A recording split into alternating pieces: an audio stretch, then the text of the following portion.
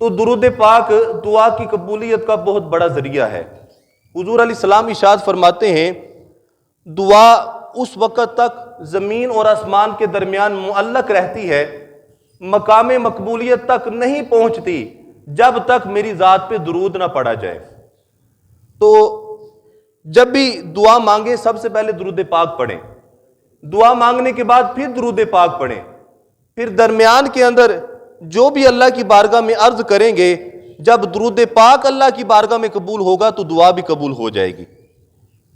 آپ نے دیکھا ہوگا کہ ہمارا یہ طریقہ کار ہے کہ جب نماز مکمل ہوتی ہے تو اس کے بعد ذکر اذکار کیا جاتا ہے، پھر اس کے بعد درود پاک پڑھا جاتا ہے اور پھر ہم دعا مانگتے ہیں۔ یہ عین جو ہے وہ حضور علیہ السلام کی تربیت کے مطابق ہے۔ حضور علیہ السلام تشریف فرما تھے، ایک شخص آیا اور اس نے نماز مکمل کی۔ نماز مکمل کرنے کے بعد حضور علیہ السلام نے اس کو دیکھا کہ اس نے اپنے ہاتھوں کو بلند کیا اور اللہ کی بارگاہ میں التجا کرنا شروع کی، دعائیں مانگنا شروع کی۔ تو حضور علیہ السلام نے ارشاد فرمایا کہ تو نے بڑی جلد بازی کی ہے۔ فرمایا کہ جب تو آیا تھا تو نے نماز مکمل کی تھی، تجھے چاہیے تھا کہ سب سے پہلے اللہ تعالیٰ کی حمد و ثنا کرتا، پھر اس کی شان کے لائق اس کی حمد کرتا، پھر مجھ پہ درود پاک پڑھتا اور پھر جو مانگنا تھا وہ مانگتا۔ راوی کہتے ہیں وہی شخص دوبارہ آیا یا کوئی اور شخص آیا، اس نے نماز پڑھی، نماز پڑھنے کے بعد یہی طریقہ اختیار کیا۔ سب سے پہلے نماز مکمل کی، نماز مکمل کرنے کے بعد پھر اس نے اللہ تعالیٰ کی حمد و ثنا کی، اللہ تعالیٰ کی حمد و ثنا کرنے کے بعد پھر حضور کی ذات پہ درود پڑھا، اور جب درود پڑھا پھر اپنے ہاتھوں کو بلند کیا اور اللہ سے مانگنا شروع کیا۔ تو حضور فرماتے ہیں اب مانگ، اب جو بھی مانگے گا اللہ تیری دعاؤں کو قبول کرے گا۔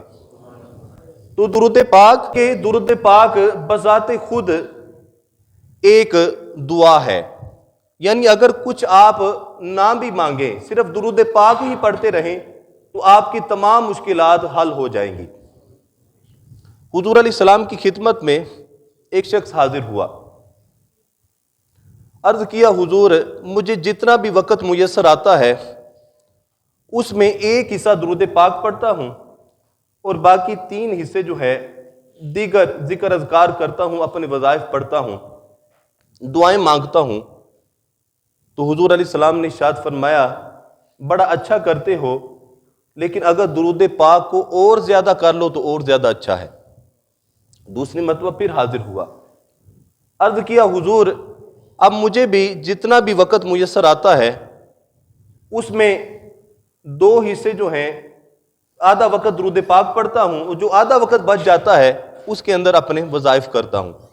حضور علیہ السلام نے ارشاد فرمایا بڑا اچھا کرتے ہو، لیکن اگر درود پاک کو اور زیادہ کر لو تو اور زیادہ اچھا ہے۔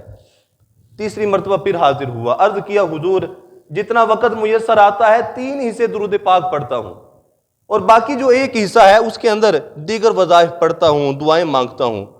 حضور علیہ السلام نے ارشاد فرمایا بڑا اچھا کرتے ہو، لیکن اگر درود پاک کی مقدار اور زیادہ بڑھا لو تو اور زیادہ اچھا ہے۔ اگلی مرتبہ حاضر ہوا، عرض کیا حضور اب مجھے جتنا بھی وقت ملتا ہے تمام وقت کے اندر کچھ نہیں پڑھتا، صرف درود پاک ہی پڑھتا رہتا ہوں۔ حضور علیہ السلام نے ارشاد فرمایا اب تجھے کچھ مانگنے کی ضرورت نہیں، درود پاک کی وجہ سے اللہ تعالیٰ تجھے بن مانگے عطا فرما دے گا، تیری تمام مشکلات بغیر مانگے حل ہو جائیں گی۔